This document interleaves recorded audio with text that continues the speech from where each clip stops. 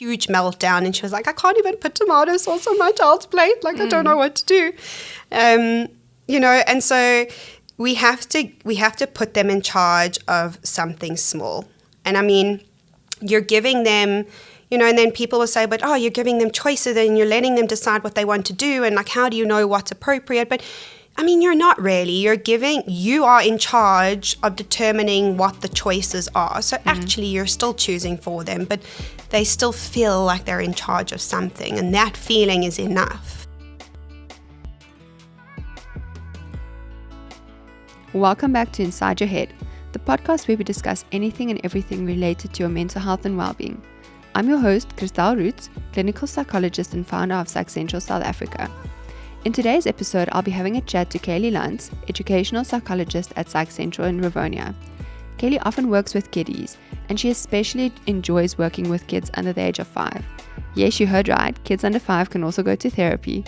A lot of her work involves working with parents and helping them to understand what their child is experiencing and how to help them navigate a lot of those difficult feelings. Today we're going to focus on tantrums specifically, which I'm sure most parents would have many questions about. If you want to know more about Psych Central and the services we offer, or Kayleigh and her services, visit our website on psychcentral.co.za.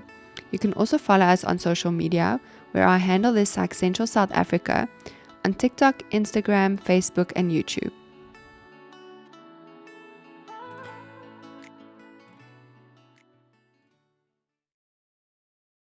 So Kayleigh, let's start with what tantrums are and if they're normal or not. Okay, cool. Thank you for having me. So I think what I'll say first is tantrums are normal. Every kid has them. And important to remember, they're not a reflection on good parenting or not. I know a lot of parents carry guilt, like your child has a complete meltdown in the middle of the shops, and parents get really embarrassed and they feel like, oh my God, I don't know how to manage my child. I don't know what I'm doing. And you end up using it as a reflection on your parenting, and it's not. All children have tantrums because all children have feelings, and so all children have response. So that's the one thing. The other important thing to remember is children, they're here and now beings. They live in their heart. They are emotional beings. They're born with flight and fight response, but they're not born with logical, rational thinking. And so it's really important to remember that, because when we're responding to a tantrum, or really to anything involving a child, we want to meet them in the feeling, because then we miss them. So when you're trying to reason with them and you're trying to, get them to like logically think about what they're doing, like, don't throw yourself on the floor, this isn't good, I'm getting embarrassed, they're not hearing it. Like, you're missing them.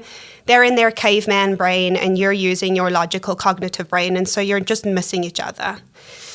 I think it's so important what you're saying. And with having a baby now, obviously she's not throwing tantrums yet, but I can relate so much because I've always watched like other family members or people with their kids, and then I'm thinking like I can see how stressed you're getting or how overwhelmed you are with them throwing a tantrum or being overwhelmed. So I've always kind of had this idea like, just relax, it's okay, it's normal. Exactly. But when you are there, like the other day, Margot was screaming in a restaurant and I felt like, stop screaming because everyone's watching. I need to do something. And that's not even a tantrum. That's just like a normal baby crying. And you're so aware that it's disturbing other people. Yeah. So I think that that's the biggest struggle with tantrums is that it feels like everyone's watching you. Yeah. And everyone's checking like, how are you responding or what are you doing with this?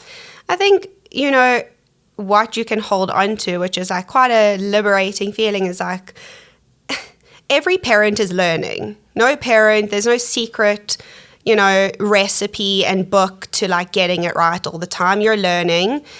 And the truth is like everybody's learning, and we feel like everybody's watching us, but actually nobody really is, because everybody's really involved in trying to manage their own situation. And so I think the most important thing for every parent to remember is like, well, every child does this, and you need to be calm so that the situation can become calm. If you're dysregulated and you are all over the place and you become incredibly anxious and you're adding fuel to the fire. You want to calm the fire, you want to calm the storm, and also just like accept like, okay, tantrums are part of childhood. They're developmentally appropriate, like they happen, and you know, like, okay, they come and they go. Like they're not around forever.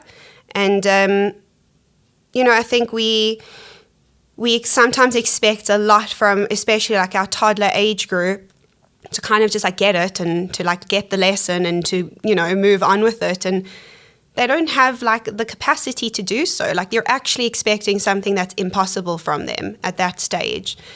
I mean, just their ability to make a decision and to process information can take like up to 60 seconds, even over. And so you want like immediate responses. You want them to get it and to stop and to listen, and they're not there yet. So, you know, I think the first step is take a deep breath. The second thing is just to like breathe and have patience. And it's so hard to have patience when your child's screaming. And, you know, as you said earlier, like even with Margot crying in like the shops, but you have to just be patient and be like, this is just a child. This is just feelings. Like that is what's happening right now, is there is an overwhelming amount of feelings. And this child is telling me, I feel disconnected, I feel overwhelmed, and I don't know what to do with it. So like weirdly enough, it's actually connective in nature, because what the child's doing is trying to draw the parent in. So if we can keep that in mind, I think it shifts away from like this embarrassing, guilty situation to rather like, this is my child telling me they need a bit of help right now. What am I going to do to help them in this moment? I think that it's just this cycle that just things keep on escalating, because as you're speaking, I'm thinking that I think like I'm wondering, where did we get this idea that kids need to be quiet and good and like and these rational, contained, rational yeah. beings? And I guess it's like society conditioning us in this way of, well, your child is a reflection of yourself or of your parenting skills, and so you have this big need that they must just be perfect. Absolutely. And it's so much pressure that it puts on you, but also on them. It's so much pressure. But pressure on your relationship as well. Yeah. You know, I have so many parents that come in and the relationship is just getting ruptured over and over again because they're missing each other all the time. And I always say, like, my first point of reference is when you're responding to a child, the first thing that you should think is, how am I going to respond that is going to preserve this relationship rather than rupture it? And that usually sets you in good stead of going forward, because then you're thinking, well, what I'm about to do right now and how I'm going to respond right now, is that going to preserve the relationship I want with my child? Or is it going to make my child scared of me? Or is it going to be a fear-based relationship? Or, you know, and then you get caught in the wrong path of what you don't actually want with your kid. A lot of parents, though, will often refer to tantrums as they're just trying to manipulate, or it's just kids trying to get their way. And I wonder, how can we help parents to understand what tantrums, like you've mentioned, obviously it's an emotional response and kids are emotional beings, but how can we redefine tantrums or look at it differently? So, you know, I tend to veer far away from, you know, even referring to behavior as attention seeking, because it may be in nature, but the fact they're looking for something they're not getting in the moment. Tantrums, I mean, generally, they're triggered by two things. So, I mean, you either have like a transition-based tantrum. A transition is when one thing ends and another thing starts. So whether it's I'm watching TV, now I need to go bath. That transition period is very hard. So you've got your transition tantrums, or you have power struggles. And I think every parent who listens is going to be like, oh, yes, I know that very well, especially with my toddler. But those are usually the two things that really set them off. So they seem random, but actually they're not really random. I mean, even things that we think are shouldn't be surprising. Like you bath every night. This is not news to you. Like we eat dinner every night. We should know this by now. But small things are surprises, and surprises are like transitions. And so those trigger off a tantrum because it's a feeling of I'm not in control right now. Things are not predictable. Children thrive. They love predictability. They like when things are expected. So as soon as they feel like, well, this is a big shock and this is a big surprise, or my control and my power is being taken away from me, that's when you're going to get your tantrum. And so the best way to kind of catch and navigate them is to, well, like we have two paths, is to prepare, a lot of preparing, and I'll go through these nicely and give examples. And the other is to give choices. Mm-hmm. So I'll use like the bath time as an example. So in 30 minutes is bath time. You're not going to wait until it's 3 minutes before to go up to your toddler and be like, right, my boy, you're going to bath now. And then he's on the iPad or he's playing with his toys or, whatever he's doing. And he's going to be like, no, I'm not going to bath right now. Like I'm busy playing. So, you first want to have time. So at the 30-minute mark, you're going to, what works really nice with small children is like a visual chart of how the day pans out. So you've got your morning routine and then you've got your evening routine. And there's a picture of a bathtub and then there's a picture of the dinner table and then there's a picture of the bed. And, they're not verbal enough yet. So the visual chart works nice. So you go to the visual chart and you say, oh, my boy, okay. So in 30 minutes time, we are going to bath and you show the picture of the bath and then we're going to do this and then we're going to do this. You lay out the plan really nicely. And because time is such a strange concept for toddlers, you can't say, okay, I'll see you in 30 minutes and arrive back in 30 minutes because it's going to feel like 5. And so you're going to go again in 20 and then you're going to go in 15 and then you're going to go in 10 and you're just going to say, I'm just reminding you, in 10 minutes, we're going to go bath. And so you're really just preparing, reminding. So by the time you get there, it's not this massive surprise and the transition's a bit smoother. I don't know if that makes sense. It's so interesting to me as you're explaining that because I'm just thinking, like in my family and in my reference, there's so many kids. And obviously I've observed a lot of people with young kids. And I think, shame, I don't want the people in my family to feel like I'm saying no one does this. But maybe they're doing it and I'm not even acknowledging it or recognizing it. But I'm thinking like it's so practical. And often we look at kids and we kind of think, well, they're too young to understand. And so what's the point of me explaining? What's the point of me saying I'm going to see you in 30 minutes when they don't understand what 30 minutes are? But I think it's so helpful for them to really be recognized as human beings that's a part of this. Like, they're thinking people. Yes. They want a part. I mean, I think we forget how powerless it feels to be a child. You don't remember being 2 or 3. And so you don't have, you've got no memory of that experience. But geez, I mean, you're being told what to do, when to do it, what to put on, when to go, when to stop, when to eat, when not to eat, when to go to bed. I mean, you really have no power. And so it is around the 2-year mark that they start wanting a little bit more back. And it's about being able to give it in appropriate measure. And again, just you're eliminating the element of surprise. I think if you can do that, then you're heading in a nice direction. Whether you're using an egg timer and it's got 30 minutes on it, and then they can hear the ticking in the background. It's a constant reminder, like the time is moving. Children don't have a concept of time, and when they're playing, it moves much faster. So we have to work with them. It's our job to work with them, not to get them to work with us. They're still small. We need to give them the practical skills to kind of get there. So, that's, I guess, in terms of a transition. In terms of power struggles, it's so hard.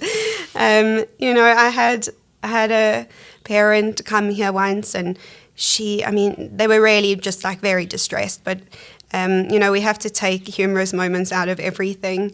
But her kid, like if she put the tomato sauce on the plate in the wrong way, the child threw the plate off the table. It was like an epic tantrum. It was a huge meltdown. And she was like, I can't even put tomato sauce on my child's plate. Like, I don't know what to do.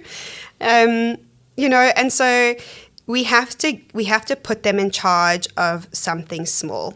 And I mean, you're giving them, and then people will say, but you're giving them choices and you're letting them decide what they want to do. And like, how do you know what's appropriate? But I mean, you're not really.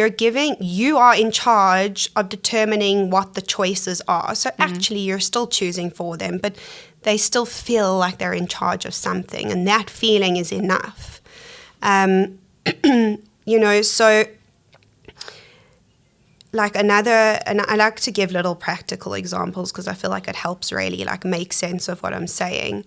But I mean, if you're going to like the toy store and then you get there and your child's super excited, you're going to the toy store, this is amazing.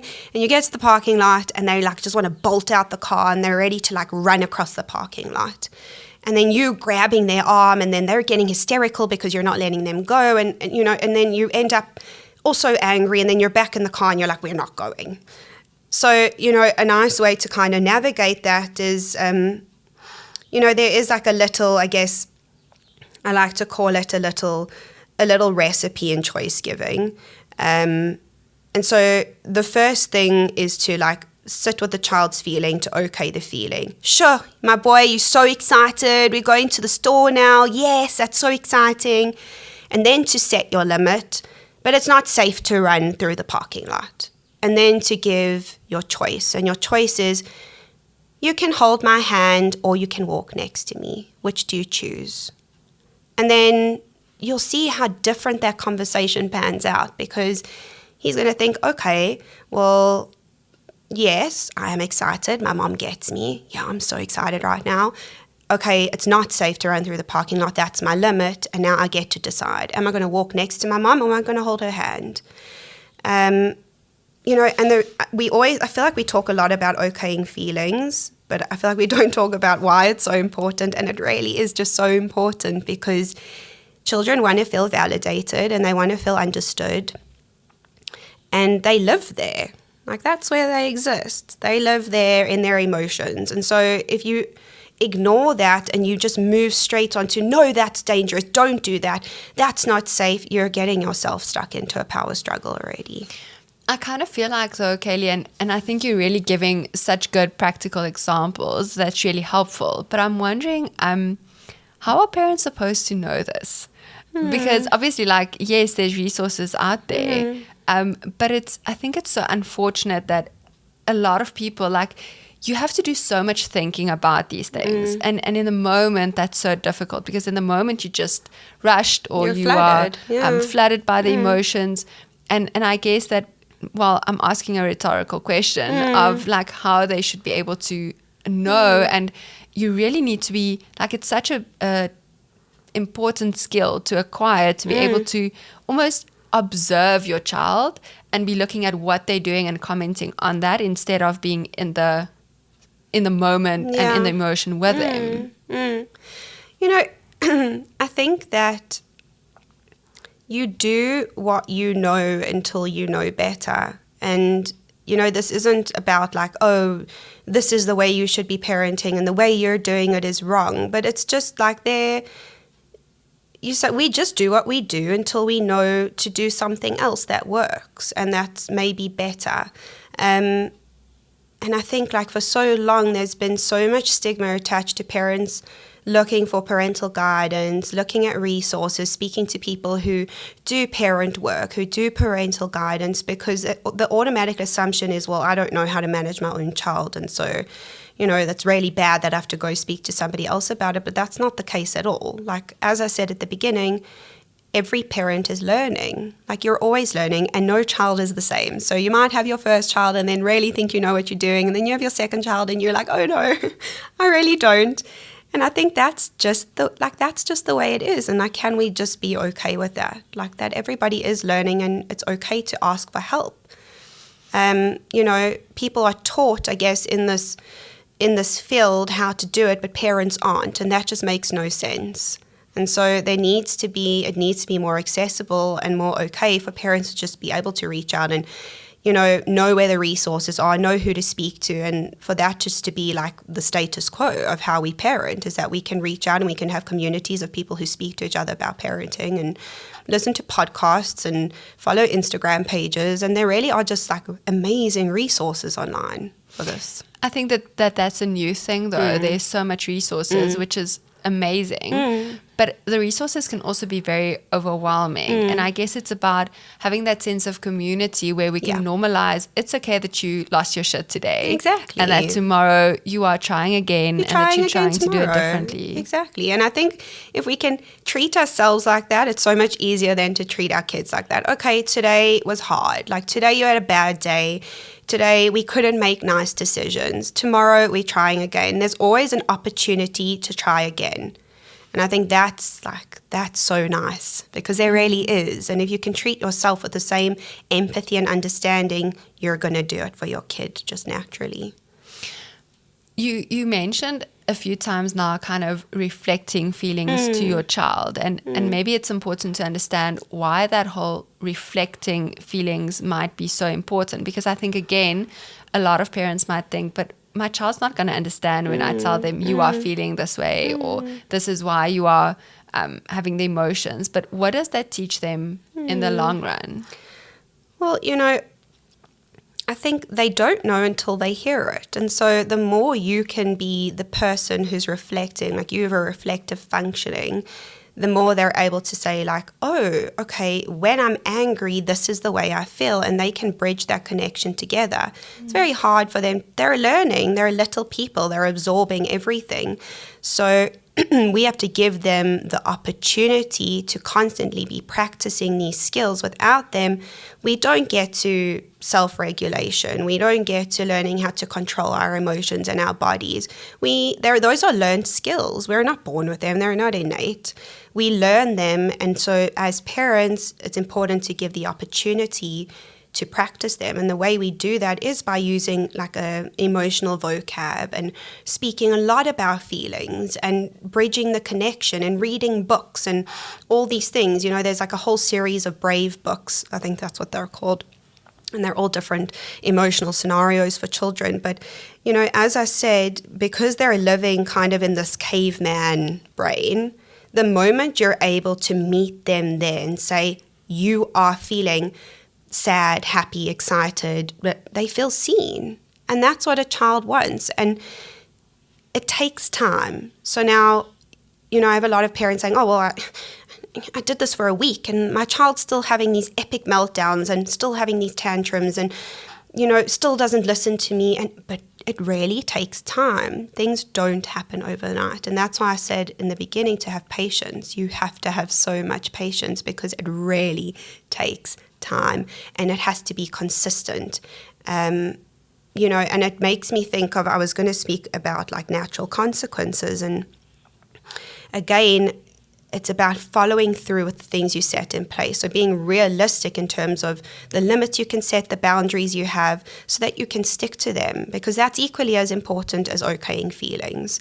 But the first step in kind of simmering down high emotions is to validate them. Then we can move on to other things.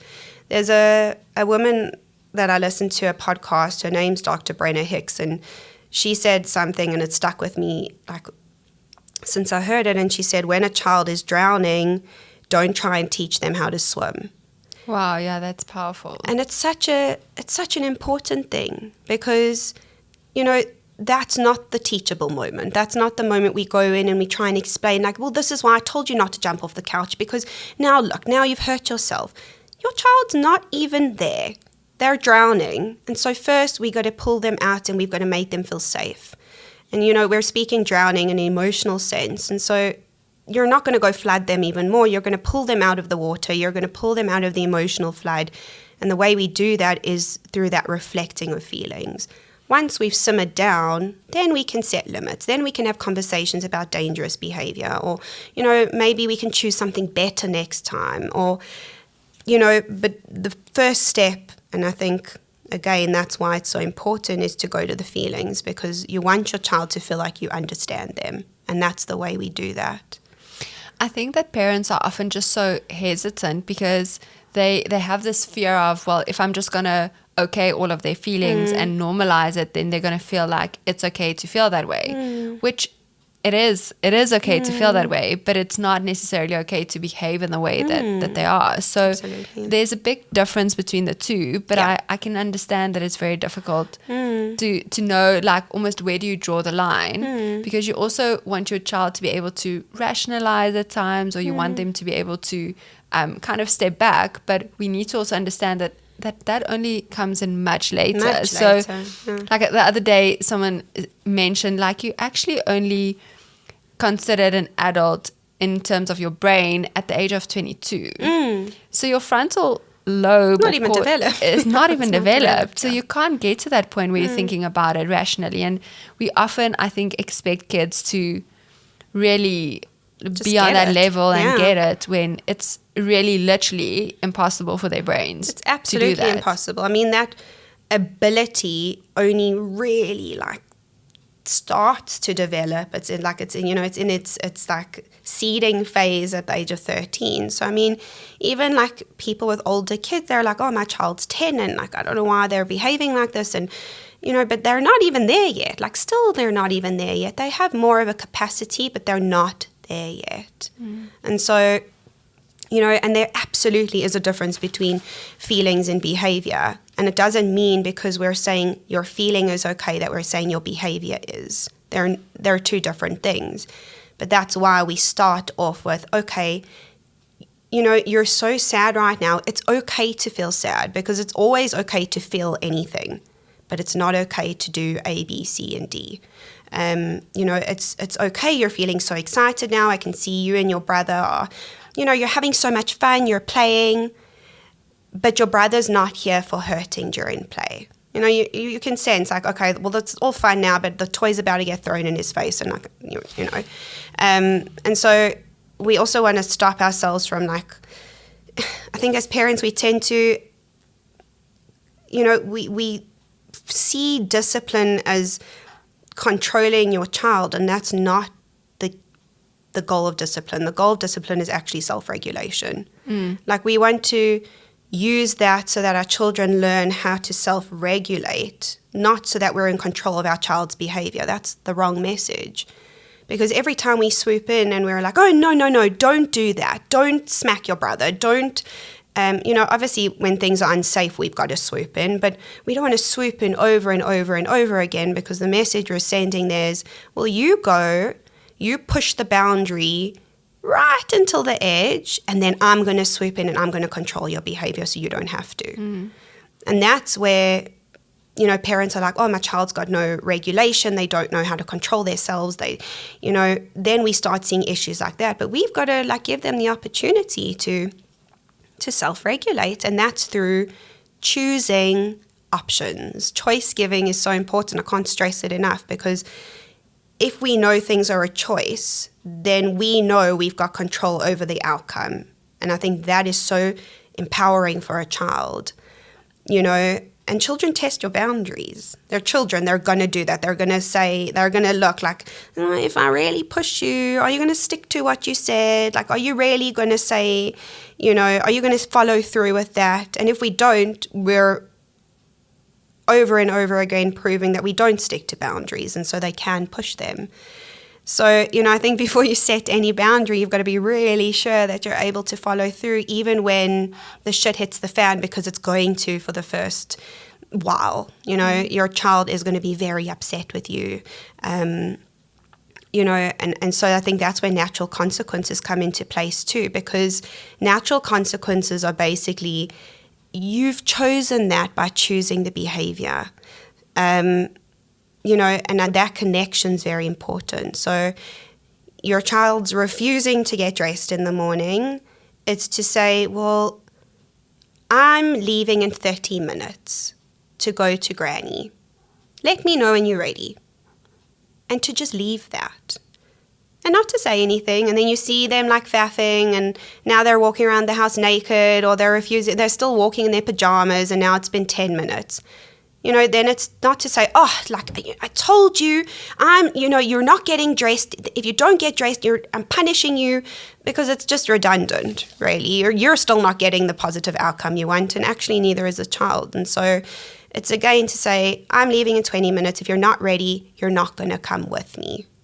And then they might still wait and wait and wait and wait. And now you're walking out the door and he's running to you. Oh, no, okay, I want to come. I'm going to quickly get dressed. You've got to be able to say, sorry, my boy, I told you I was leaving in, however long it was. Today, you couldn't choose to get dressed in time, and so you've chosen not to come to Granny today. Tomorrow, we're going to try again. And that goes to anything. You've chosen not to dress, so you've chosen not to come. You've chosen not to eat, and so you've chosen to be hungry later. You've chosen to throw a toy at your brother, and so you've chosen not to play with that toy again today. And when we can bridge that, that's the natural consequence, and that's enough. And it's so liberating for you, because you don't have to then carry the burden of controlling your child's behavior all the time, because they've chosen it. Yeah, I'm just also thinking as you're speaking, Kayleigh, it's so important for us to really get this feedback from our parents as kids for when we are adults, because it teaches you fundamentally, first of all, to take responsibility. If you need to deal with, I didn't get dressed on time and now I'm not able to go to Granny, that sucks, but it teaches you that my behavior has a consequence, and exactly. I need to, I'm responsible for a lot of that. Exactly. And I guess that's very difficult for a lot of adults to digest, is the fact that I've done something and now it has a consequence. Absolutely. Or it's like I'm feeling disappointed with this. We need to learn to deal with feelings of disappointment and frustration and all of those things. So 100%. I can see the benefit also, just not how critical it is for us to be able to be functional adults in terms of responsibility, but also to be able to regulate your own feelings. And I think that's so important, where parents are kind of just well, we're just winging it. Exactly. We need to think about what we do with tantrums, because it's a real learning opportunity. Well, that's exactly, I think you just said spot on. That's exactly what it is. It's a learning opportunity. And, we need, as I said, we need the opportunity to practice. And so we've got to give those opportunities to our children so that they can become adults who are self-regulating, who are in control of their behavior, who can understand consequences, because there's consequences to every decision you make, whether it's a good one or it's a bad one. There are consequences to it. And I think feelings like frustration and anger are really important ones. We can't protect our children from feeling angry or frustrated. Those are really important emotions, even feeling disappointed. They're all part of a really important process of growing up. We can't shield them. We can't swoop in and save them all the time. We want to keep them safe, but we want to give them the opportunity to just be people. And that's what it is to be a person, is to have different emotions. Some of them don't feel so nice and some of them feel awesome, but they part and parcel of just being a human.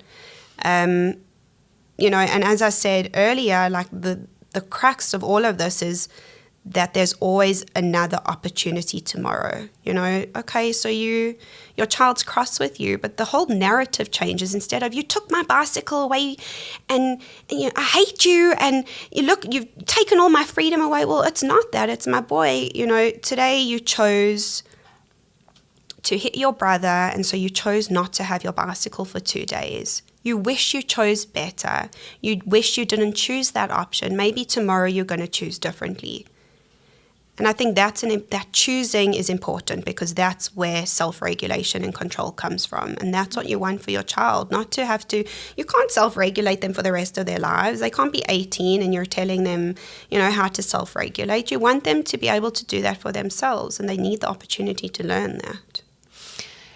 I think it is also a lot of hard work, though. So it takes a lot of effort, and a lot of parents kind of go, well, not necessarily on a conscious level, but unconsciously it feels so much in the moment that you almost think, I'll deal with it later. When they can understand, or later with things will be easier, but it just probably gets harder and harder and more difficult to really change. It does. I am wondering though, Kayleigh, is it sometimes a sign of that something is wrong though. So how do we know? Because on the one hand, it is very natural and normal for kids to have tantrums.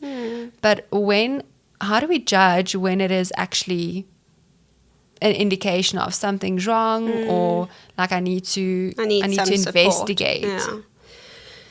Yeah. I think like your first go-to is to like, is this developmentally appropriate for my child? Like, is my child 2 or 3, even 4? And like, then, okay, tantrums are, they're just part of the process. That's the one thing. And the other thing is like, are they dangerous? Like, are they actually not safe in these moments?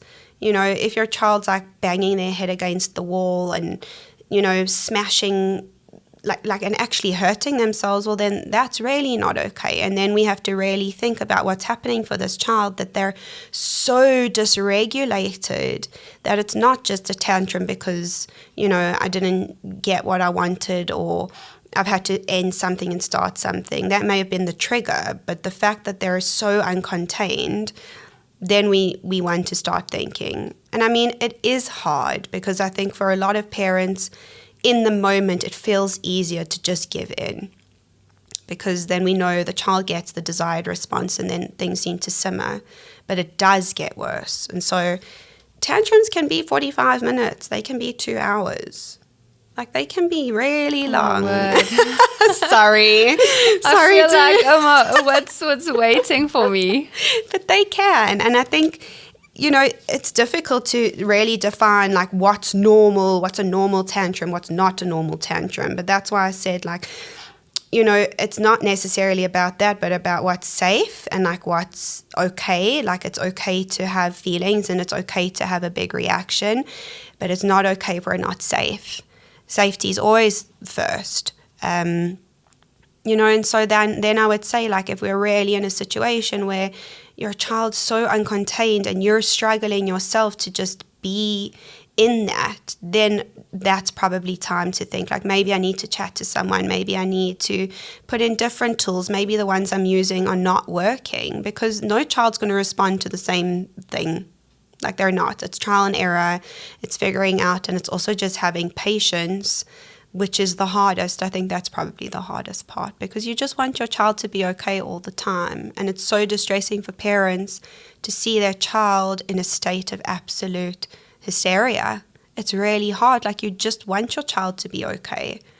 But we also want them to learn how to be okay within themselves, because that's a really important skill going into, adolescence, into adulthood. And so it's about figuring out, finding a balance. And I think it's hard. It is hard work. Like, I'm not, I can't sit here and say, like, oh, listen and do all these things and it's so easy, because most of the time we miss it. And, like, sometimes we don't get it right. And sometimes we do, and sometimes it works and it's awesome, and sometimes it really doesn't. But I think that's just the process. What do you feel, though, is the impact on kids when parents respond too harshly? Because I'm imagining that some parents get so dysregulated themselves in that moment that they actually, like, lash out and that they're really harsh. And a lot of times we focus on when parents don't set boundaries and the impact that has. But on the other end, like the other extreme. Yes, I'm wondering how that impacts a child potentially. Well, I think then what you get is a lot of parents will feel like, oh, well, my child always listens to me and, like, we never have issues. And, when I scream and shout, that's the only thing that seems to work. Well, the reason that seems to work is because it's fear-based. And so, your child's listening because they're scared. And that's not why we want a child to listen and to respond to their parent, because they're scared of their parent. Then we start getting a lot of, like, people-pleasing behavior, and we start getting a lot of, perfectionist behavior, and, like, a very anxious child who feels like they have to be good all the time. And that's a lot of pressure, and that is so anxiety-provoking. And on the opposite end, you've got a child who feels so powerless, who feels like they have no say and no control. And that's going to look like one of two things. So either it's going to look like the most obedient child you've ever seen in the world, but who's incredibly anxious, or a child who is defiantly, pushing back. And yeah, I think that we often think of tantrums with regards to just like pushing the boundaries and how it leads to emotional dysregulation and all of those things. But it's very important what you're saying now. The other day I read like this quote on Instagram somewhere where they were saying, they were talking about people pleasing, and they were saying you need to be very conscious of how you want your child to be pleasing you the whole time, because as adults that your child's going to want to please other people. So what you're actually teaching them is never question anything. You need to always say yes. You're not allowed to have your own ideas, thoughts. Yeah. And I think that we can easily miss that with tantrums. Absolutely. That tantrums. So maybe one of the red lights or red flags as well would be if your child has no tantrums, you need to kind of just sit back and say, not something's severely wrong, but just question, like what can this potentially mean, or why are they really struggling to want power, or to like just express negative emotions. And I've used, inverted commas, because there's not negative versus positive emotions, but to express emotions that don't feel so good. Like, why are we keeping everything inside? Sure, that's like a very hard job to have to keep all your feelings inside all the time. And then, children understand and internalize themselves in like a very particular way. And so, we don't want a child to think, well, nobody can actually handle my feelings. I have to do it all by myself, because that turns into another host of complicated relationships later on. So I think what you said is very important. Like, we don't want anything on an extreme. I think what you're always looking for is somewhere in the middle, some sort of balance where, like, my child, yes, he has tantrums, but like sometimes he's so calm and he's so caring, and he can be both. And not to like almost over-identify with one side, because then you're causing a split. And you don't want a child who's split in half. You want a whole cohesive person who can be angry and frustrated and kind and caring and naughty sometimes and disruptive other times and defiant, or, really sensitive. You want all the parts of your child, because that's how they figure out who they are. We don't want to be too punitive, because then we're minimizing their experience and we're putting them into a very small space where they have very little control and very little say. And then they don't also learn how to make any decisions. That's not a self-regulated child. A child who's super quiet and doesn't have tantrums and doesn't have outbursts doesn't mean that that's a well-regulated child at all. That's not a sign of a well-regulated child either. That's a child who's doing a very hard job at keeping everything inside.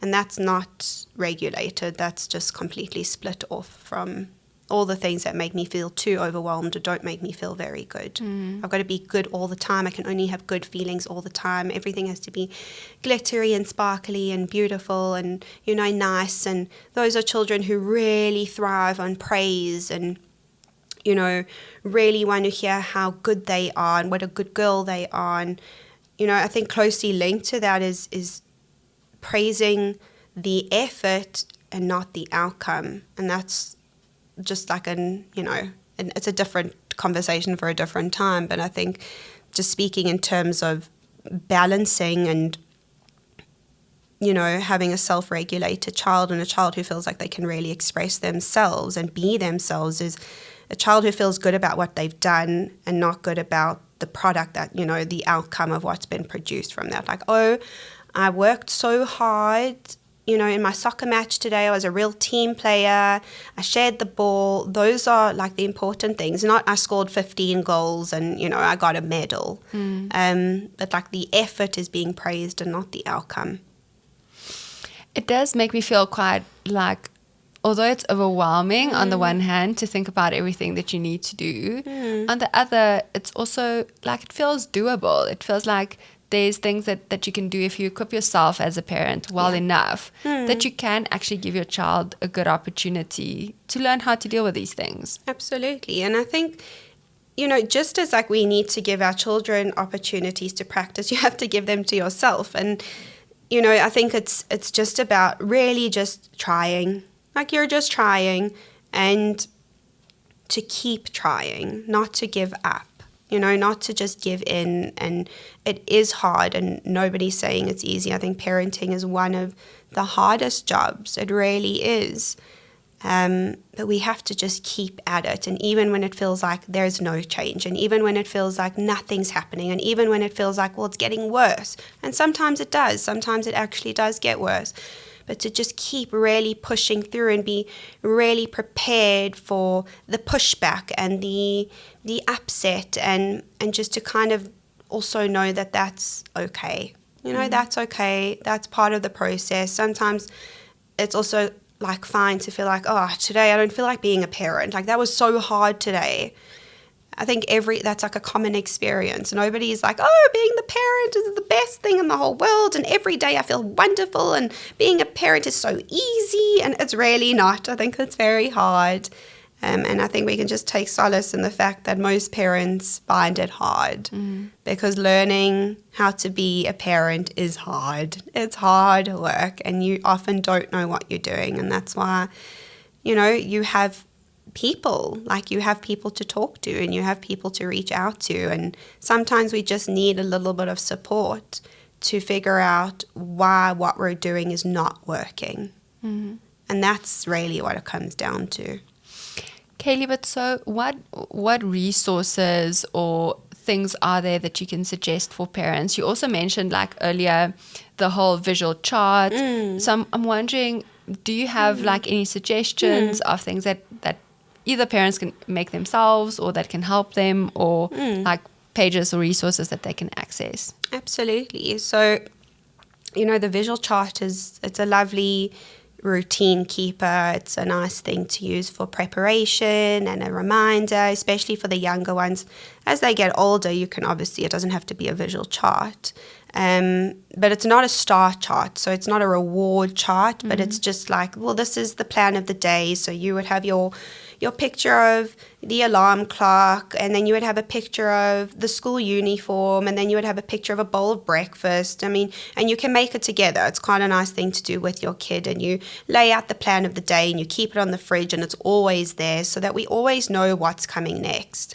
And I think to the best of our ability is to keep to the routine, because then it's predictable, and then we're avoiding more of the transition-based tantrums. We can't avoid them all the time. Sometimes we're just in them, and that's when you use your little recipe. But that's a really nice tool. There is an Instagram page. I just love it. I just find it so relatable and so real, and it's run by two moms who, like, they've been there. Like, they get it, and it's called Big Little Feelings. I love it as well. Oh, it's so wonderful. And they've got so many resources, and they've got a website, and they run courses, and they do from potty training to sleeping to everything. They really cover all the things I think all parents struggle with. So that's another lovely one. And I just listen to a lot of really awesome podcasts. So the one podcast, I actually mentioned her name earlier. It's called Play Therapy Parenting, and her name's Dr. Brenna Hicks. She is just so awesome. She's an absolute guru. And she really just speaks all about, your relationship with your child, how to preserve that, how to understand your child. And she applies a lot of the pillars from play therapy just into parenting, because her attitude is like, it shouldn't just be in the play therapy room that we know these things, and it shouldn't just be a play therapist that knows these things, but actually parents should be using them too. So she's awesome. There's another one called Lessons from the Playroom. It's of a similar nature. And the last one that speaks a lot about natural consequences and boundary setting and limit setting, it's called Parenting Beyond Discipline. Okay. And they're all just really awesome podcasts. Nice to listen to in the car, like easy You know, they're not long 2 hour, like some of them are 5 minutes, some of them are 10, and there's just hundreds of topics. So you can really just search like whatever you are needing a bit of support in or what resonates with you, you can just listen to. Okay, thanks so much. I'll get the links and then I can just also share that. Is there anything else on your mind about tantrums? Anything maybe that we haven't covered that you think is important?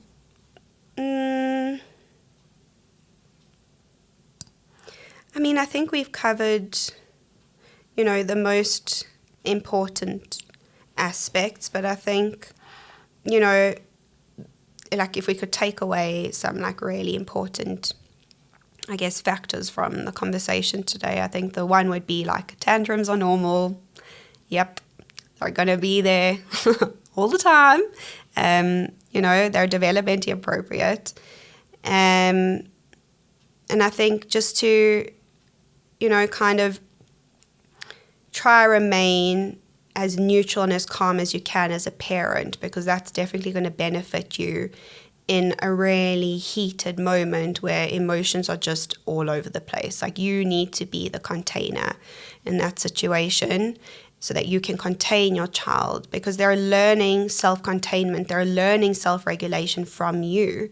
That's where they learn it from. That's their go-to. You're the role model. And sometimes it's hard and sometimes like we just can't. And that's okay. And sometimes we can. And like you're just going to try. You're just going to try again.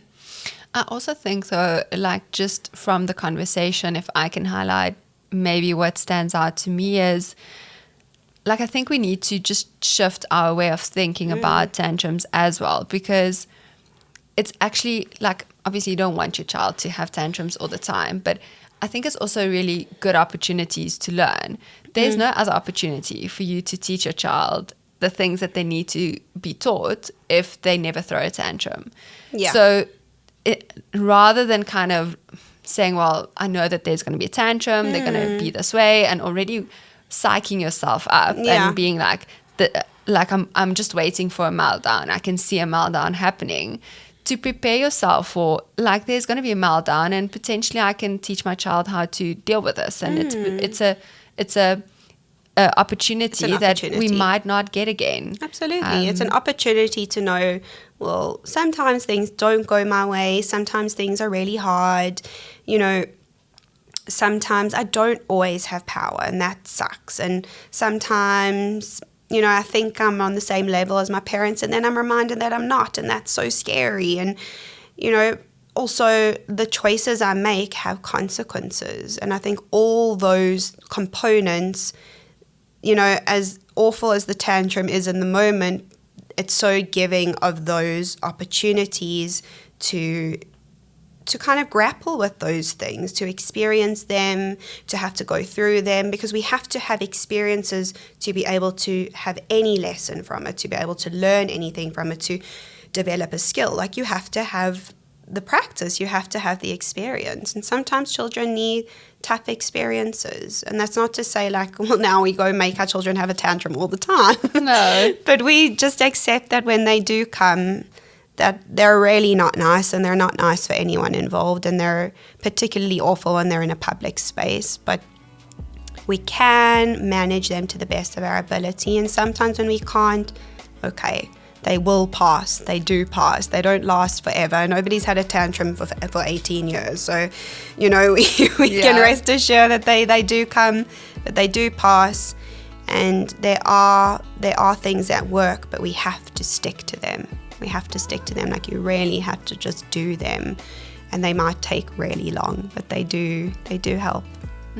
Okay, thanks so much, Kayleigh. I think that this was so helpful, and thanks so much for taking the time and joining me. Of course, thank you for having me. If you enjoyed this episode, please make sure to follow or subscribe on your desired platform. I will be so grateful if you're willing to take the time to rate this podcast so that you can continue to learn more about various topics related to your mental health and well-being.